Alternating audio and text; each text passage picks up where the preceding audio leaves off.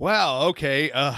If you're wondering why I'm laughing, it's because we had already started the broadcast and I thought we were live, and evidently we were not, but here we are. It's all good, Caliber. It's all good. Oh my goodness. Oh my goodness. Yes, this is, and I'm sure everybody has figured out this is our very first podcast being able to do this and working with StreamYard and just kind of getting everything set up. So you'll have to excuse the little bumbles and fumbles and stuff. I swear to God, we'll get better. I It's promise. it's all good. I mean, you know what? Somebody has to start somewhere, and it can only get better. That's right. That's right. Well, as we're going to do here on Caliber and Character, we're just going to jump right into it. And over the past few days, we've had some major historical events when it comes to the court cases changing the law of the land. One a I would call it major, but it's not as significant as the other court case, and that's the one I want to jump into, character, with basically the overturning of Roe v. Wade. Basically giving the inf- giving all the power back to the states to determine whether or not abortion is legal in each state. So Right, right. I'm gonna allow you to jump all over that then. Oh, to expound on it just a little bit, Yes. I can do that. Um, so oh dang it. I hate when I do this because like I have a huge thought in my mind and then I'm thinking to myself, no, you'll lose people. And I've lost myself already. So anyway, Roe v. Wade was established in 1973. It was brought to the Supreme Court that year based on a Texas woman who had sought an abortion in Texas, was not able to get one because it was banned in her state. Um, and I think she had a botched abortion, thus needing the court case because she wouldn't have had the complications from the botched abortion if abortion had been legal. So it went to the Supreme Court. The Supreme Court evaluated this case, and based on the 14th Amendment, they made this decision that it should be it's illegal to ban abortions just across the land. It's illegal. And one of the reasons why they cited the 14th Amendment is because of privacy.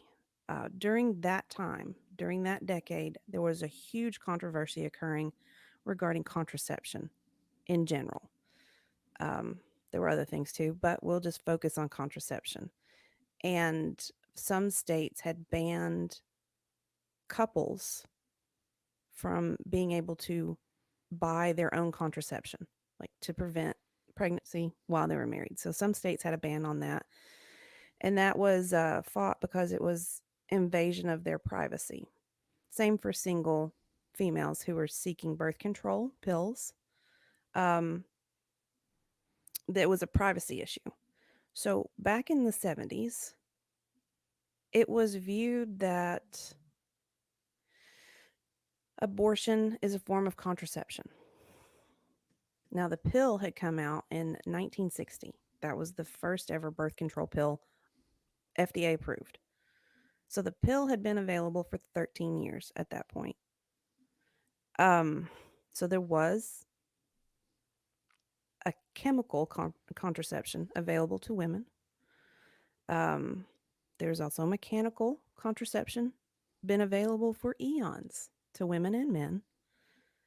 And then there were, of course, various things you could ingest which would abort a baby. Anyway, if you view abortion as a form of contraception, then you could see why they used the 14th Amendment in that situation. But the reason why this was overturned is because that no longer applies. it's there are more things that have developed over time in science. We recognize that there's a heartbeat at week 6.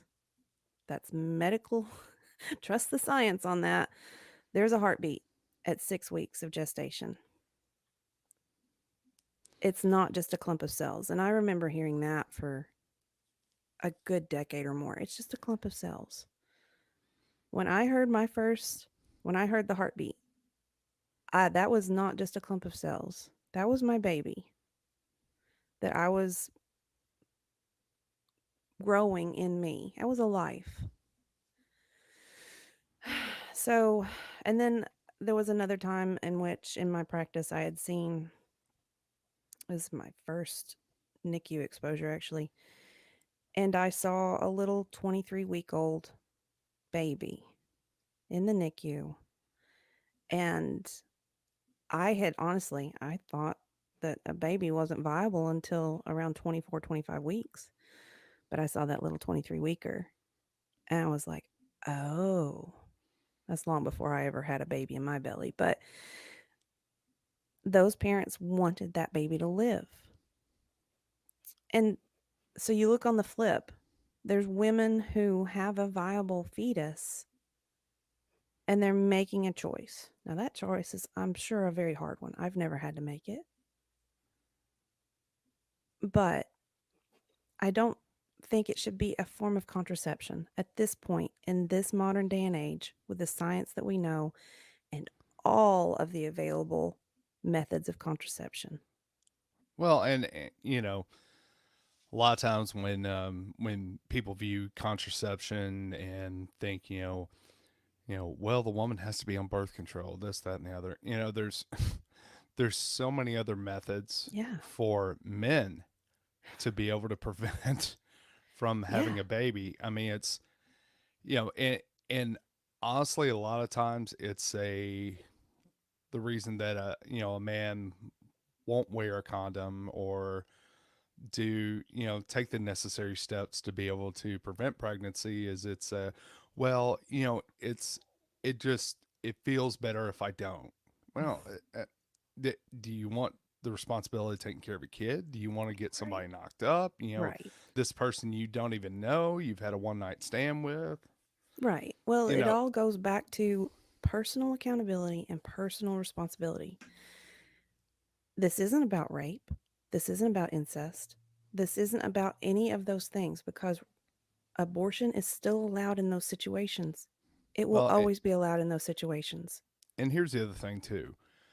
One of the misconceptions that's going around out there is, well, because Roe v. Wade was overturned, that this bans abortion throughout the United States. Yeah. No, Yeah. No. that's not what it did at all. Nope. What it did was it said there is not a federal right. There is nothing inherent in the Constitution, like, say, free speech, right to bear arms, illegal search and seizure, so on and so Mm-hmm. forth. Those things are not inherently in the Constitution. What it what the whole case meant was each state has the right to determine what those restrictions are, whether it's no restrictions, restrictions after, let's say, you know, after the first trimester, Mm-hmm. or, or it's completely banned altogether. Right. And you have so many people that are, you see them protesting now and throwing up their arms. And I've noticed that a lot of the protests that are being done in states where it's fully allowed. It's already legal and it's not going to be illegal. Yeah. The pressure that has to be put on if you're trying to legalize abortion, if you are pro-choice, the pressure would have to be put on the states where it's not going to allow it at all. Right. Right. And pressure can be done through your voting ballot. Too much has become um, mass, the just the masses making their voices heard, but not in a responsible, thought out way. Like that's what voting is. You make a responsible, thought out decision. Well, But and a lot of times it's not even effective because everybody knows, anybody that's followed politics for any amount of time knows that there are cycles, there are ups and there Mhm. are downs. Mhm. And, you may be screaming and yelling about this event this week, but next week it may be something completely different. So that can completely go away. And I've always said that nobody has ever changed their opinion because, you know, Xbox 9873 gets on there and makes their opinion known. I'm not, Right. nobody's going to read that and go, you know what? I've been wrong all my life. I'm so glad they posted that. I understand the world so much better because of Xbox 963. Uh huh. I have a whole new understanding of the world. That It's, one Facebook post and I, changed my life. Yeah, no, that doesn't happen. right. And it's in some of the stories that have come out from celebrities. Of course, no celebrities ever changed my opinion either, much Mm-mm. less social media posts.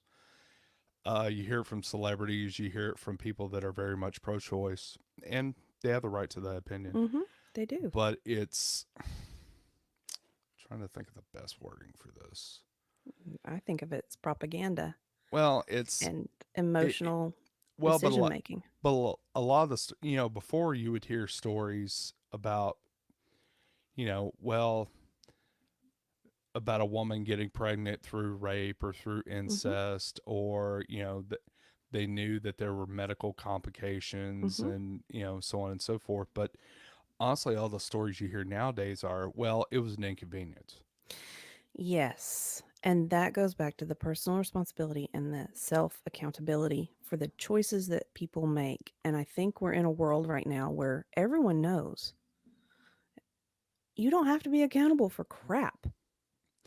No, you don't have to be accountable for it. You don't have, there should not be any consequences for your actions, Mhm. and that you should have other people, a lot of times, namely the government, to be able to tell you what to do and to be responsible for you. I mean, the hell with the hell with taking personal accountability and putting the steps in place to make sure, okay, I don't want this, so Yeah. therefore I need to make sure that I do everything that I possibly can to prevent this from happening.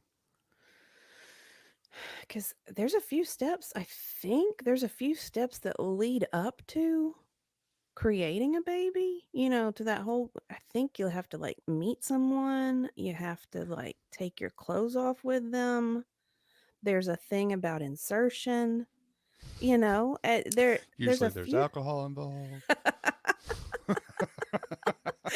there's there's a few decisions that occur before that conception point even happens. And, our friend Divinity had a good point. She's like, "It's not easy to get pregnant. There's only a window of a few days." Right. I mean, it's That's why there's the rhythm method. For those people who don't even want to use put any chemical in their body or put any mechanical contraceptive in place, there's the rhythm method. right. And it's, they, I, I've seen a lot of, anger from, you know, from, from women who are pro-choice, because they think it's totally their responsibility. And it's not. It's a man's responsibility too, Yeah. because it takes two of you to do it, and there are effective means where men can prevent having having a child. Mhm. It's your it's your lazy ass that don't want to do it. Yeah, you made me think of something just now. You made me Sure. think of something. Um, some people are making the argument that the government should not legislate behavior. In a way, And I'm I like, agree with that. I but that's what I agree too. And you see some of but I also see the counter, which is the dichotomy of my brain. But what is happening now? Wh- You can't express your opinion. That's a hate crime. If it offends someone, that's legislating behavior. And there's too much of that happening right now. Well, I think pro-choice advocates would come back with, well, this isn't even what this is regulating my behavior. This does Right. not give me the choice to be able to, If I get pregnant and need to have an abortion, I should be able to go do it. The government shouldn't tell me what to do. And Um, I completely agree. And so the federal government just said, "You're right. We shouldn't be telling you what to do. We have no jurisdiction within this decision at all. It doesn't even there is no right. And, amendment within the Constitution by which the federal government should have any say so in what you do. But and your state where you reside does have that jurisdiction." and I think what people don't understand is that the basically by overturning Roe v. Wade, what they're saying is flat out, we have no right to tell you what to do. Right. That Yeah, if we don't if even there need to is look an at it. right, if there is an issue, this needs to be handled on a state level. And Mm, if you live in a state that bans abortion, then you have the right to raise as much hell as you want to without, causing harm or. right. But those are the people you need to take it up with. The federal government is stepping out of this issue. Mhm. Yeah, the federal government is actually stepping out of the issue. And all right, going to the other highlight of the week, which was the Second Amendment case. Yes. What is that number 2 in the Constitution in the Bill of Rights? Is that Yeah. See, you know, that's number where I've 2? heard the argument about, well, that, they'll uphold guns, but they won't uphold abortion. Well, here's Not the even the same. difference. Nowhere in the Constitution does it say you have the right to an abortion.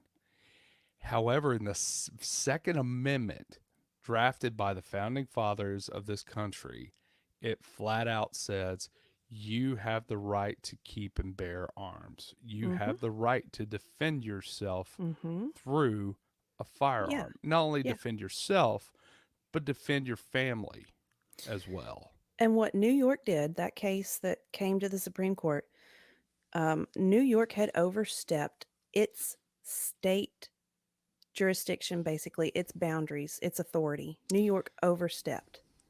Right. Well, and it's not just New York. There are Yeah, other large there's municipalities that say, okay, if you want a gun to be able to protect yourself, you have to give us a very, very valid reason, and then we mhm. will consider it. Right. And Not that's not you have this, it's not even the whole, you have the right to be able to do this, and we're going to regulate it, such as, do a background check on you, make sure you have a safety course, so on and so forth. The quote unquote so-called, common sense gun laws. It's, if you don't give us a valid reason, you're just flat out not going to get one. And yeah. that is restricting your Second Amendment rights. Yeah. Yeah, they overstepped. And there's that makes me think of a something you overstepping. We go, oh, be careful, you overstepping. And people lose their minds though. Well, and look, I'm not against anybody who has a firearm to be able to, hey, you need to go get some training. You need to get familiar Oh, with it. You absolutely. you need to be aware of the situations where you might have to defend yourself or your family. You can't just go out and go crazy with it and try to scare the hell out of people just because you have a firearm. Mhm. You need to you do need to know about it because I've heard the argument from the left that, well, just because you have a gun, if the situation ever arises, you're not going to know what to do with it. Well, that's why people do need to get trained. They do need to get educated. You do need to know what the laws are when it comes to interactions with firearms. Yeah. I'm all about educating. I think that's one of the biggest problems in our country is Absolutely. everybody's too dependent upon social media as opposed to, hey, do your own research and find out for yourself. Right. Right. Well, people who live their daily lives, they're normally focused on, okay, I got to wake up in the morning, I got to go to work, I got to do my job when I'm at work. If they have a family, then they come back home to the family. There's all these needs and issues and responsibilities and demands that are pulling on the average person every day. So what does the average person do now to try to find an escape from that? You know, some people use drugs, drink, whatever. Some people actually go live lives, go do active things. But a lot of people, it's so easy to pull that phone, put it in your right or left hand, and look what's going on in social media. That's how you detach and escape from life. And sadly, that's where most people are getting their news, their content, and they're being they're being taught by idiots. If social media is their teacher, they're being taught by idiots. Well, it's a And what's the old saying? The empty can rattles the most, yeah, and that's what everybody's drawn to. It's like you can't even sit down and watch regular news anymore because the old saying is if it bleeds, it leads. yeah, In order to yeah, be able to get people's attention, you have to come up with the most sensational opinions, with the yes, most sensational stories. You know, but back in the old days of news, people would sit there and they would just give you the facts. yeah, yeah, You would sit there and listen to the story and you would make your own opinion. Now your opinion's being force fed to you, and because of that, nobody wants to really dig deep and find out what they want. Of course, the ones that do dig deep are just looking for their own personal narrative anyway. They're not looking at it objectively. right. Confirmation bias. That's what most of this is, and it just keeps spiraling and spiraling and spiraling. And people will see a story that confirms their own bias, and they're like, "Yeah, that's it." And they have no awareness that they're being led to an opinion. And it happens in increments for some people. Even rational thinking people get led to an opinion, a false narrative, or just an unsound belief. I don't know. It's interesting. It's it kind of makes you wonder what they're being taught in school, but that's a show for another day. That is a show for another day because I'm surprised we actually talked for like 17 minutes on the Roe v. Wade. I thought we were going to talk a little bit more about the Second Amendment, but we are going to keep a tight timeline for ourselves. I believe Right, that's a good idea. right. Well, who said I was done talking about the Second Amendment? Oh, no, I'm just looking at the clock. Like I said, ladies and gentlemen, it's our first podcast, so we're Hey, just it's trying to work the bugs out. Um, bugs. the bugs. No, it's it's amazing to me how many people don't actually sit down and read. It's I there's and I refer to a lot of old sayings, but there's an old saying that the less the Bible is read, the more is interpreted. Yeah, Um, and the same thing goes for anything, and especially the Constitution. Nobody ever sits down and reads it and thinks, okay, logically, this is what this means. That's why you had to have a court case.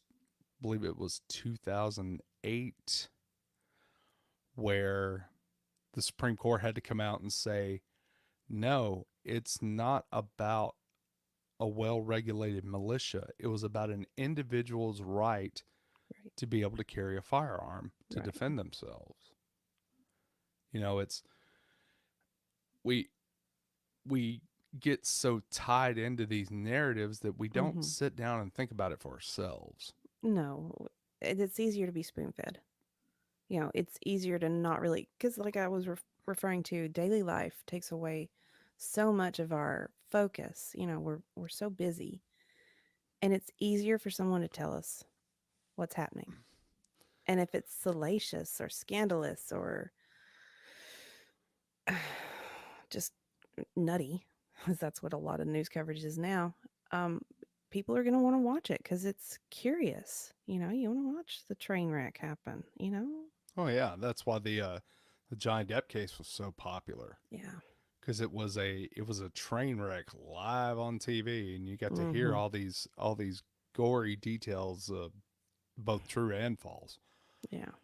Yeah. and that's what people paid attention to it. Now I paid attention to it for different reasons. I wanted to see the legal aspect of it, but as far as two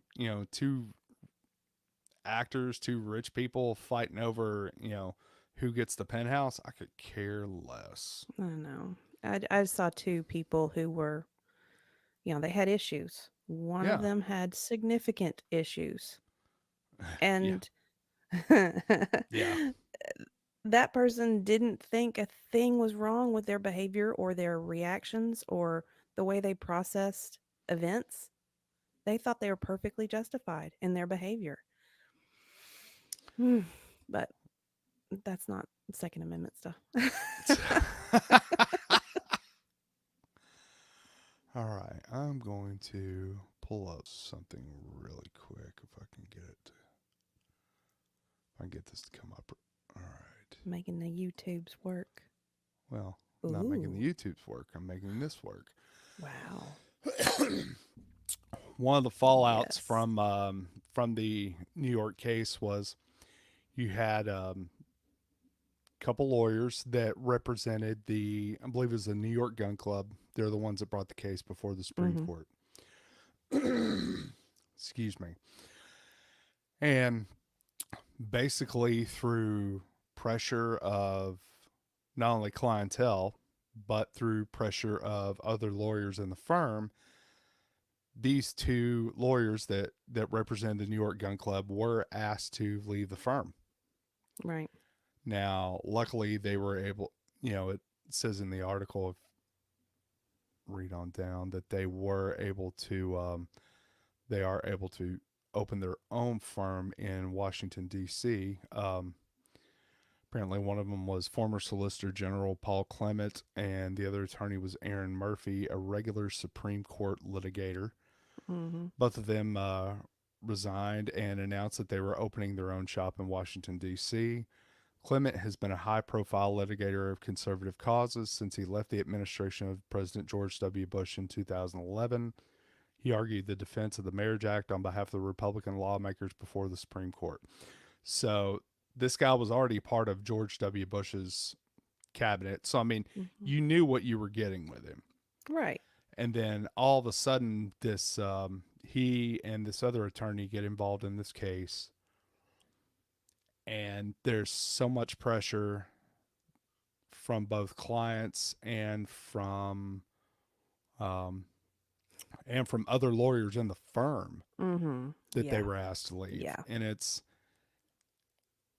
just kind of, I don't know, on the kind of like what you and I discussed earlier. On the one hand, I could understand it from a financial standpoint of, For the hey, firm. you've Yeah. got you've got clients, paying clients who are saying, I'm not going to work with your firm they're as long as those two are there, because Mm-hmm. I fundamentally have a problem with it. Right. Okay. I can understand that, but it's to the point to where, lawyers, on whether you're a prosecutor, whether you're a defense attorney, so on and so forth, their whole job is, I'm getting paid to do the best I can for my client. Period. Yep. Yep. You know, And he's a you pretty darn good attorney. He did really well for his client. well, I mean, they That's a good won. So attorney. Yeah, they won. That's what you want an attorney to do. You want them to win your case. I'll be like, I would look at it from the standpoint of, well, if he did this well on an issue I disagree with, then Exactly. if I hire him, then he'd be a hell of an attorney for me. Right. That's what common sense would do, but there is none of that left anymore. No, no, it's not. Nobody looks at it from an objective point of view anymore, from a logical point of view, which is, No. as I've gotten older, I try to take more and more of the emotion out of it and just look at, okay, this is what's going on. Here are the facts from it. But you have so many people, because one of the things that's really pushed the whole gun control narrative right now is what happened, both in Buffalo and Uvalde. I think that's how Mm, you pronounce it. yeah. Um, Everybody's wanting to, well, we didn't even have all the facts for Uvalde. And then when the Right. facts come out, we found such a gross negligence Oh, on the part of the police chief. yes. And I feel like Jocko Willink's breakdown of the timeline of what happened with that event is probably the best I've seen because he logically points out each time marking of the events that occurred. And there's so much about the whole thing, but to use horribly tragic events like these as a rationale for limiting individual constitutional rights is just such a leap in logic. I mean, Well, it's just a leap. well, each side, and I can blame the right as much as I can the left. Each side wants to justify their position, and whether it's reasonable, whether it's legal, it's like, well, you just need to do away with it. I mean, I probably heard it more in the past 10 years than I have Mhm. ever, which was, well, they just need to do away with the Second Amendment. Of course, Yes. now they're Repeal it. like, we need to, with both of these cases now, they're like, we need to abolish the Supreme Court. Yeah. Yeah. And I and and there's a lot of people that think that's reasonable. No, they think it's completely reasonable because they have no concept because it's not taught in schools anymore. They have no concept of what this representative government means. That we are a republic, we are represented. And to keep checks and balances, there are three branches of government. And the Supreme Court only gets involved when a case comes to it. It's not something they're stepping out and looking for Right. public they're not Because trying to people campaign. don't, That's the word I was trying to get out. Campaign. right. People don't see all the cases that they turn down. Right. That, I mean, they're having to basically, they're looking at the merits of the case from the appeals court, because I mean, in case anybody's ever wondered how it works, it goes from whatever the initial court is, the initial federal court, then it goes to the appeals court, and then if there's a constitutional issue that needs to be addressed, then the Supreme Court will hear it. Yep. Otherwise, they're not going out looking for it. Nope. They're not campaigning for it. So many people are just so ignorant. I about said the F bomb because it makes me so mad. I could totally understand, and believe me, I curse enough on other shows that I'm trying to keep it limited here. but but yeah, it's nobody wants to nobody wants to. I I feel like what it is you have a lot of people with way too much time on their hands. You were talking earlier about how you know people have such a busy life, and then Hmm. they kind of come home and get the little blurbs from social media, and then they believe that's gospel. It, Imagine if you kind of got rid of that social media aspect. Yep. Yep. And I do believe it's caused a degree of neuroses, and there have been better people, far more knowledgeable to discuss this. Jordan Peterson's one, just what social media has done to the overall collective psyche and the damage it's done to kids. Joe Rogan had one that was a really good um, conversation about it, what it's done to children and how they think and how they process. And you think about the neural pathways that are being developed at those young ages. I'm even I I have a little bit of ADD. I don't know if I can tell out there. ADD, ADD. ADD. And my attention span is good for maybe some days 5 minutes, some days 10. Some days like a minute if that, you know. Right. And the kid and my brain's already formed. It's already developed. It's pretty well set now. Are you sure?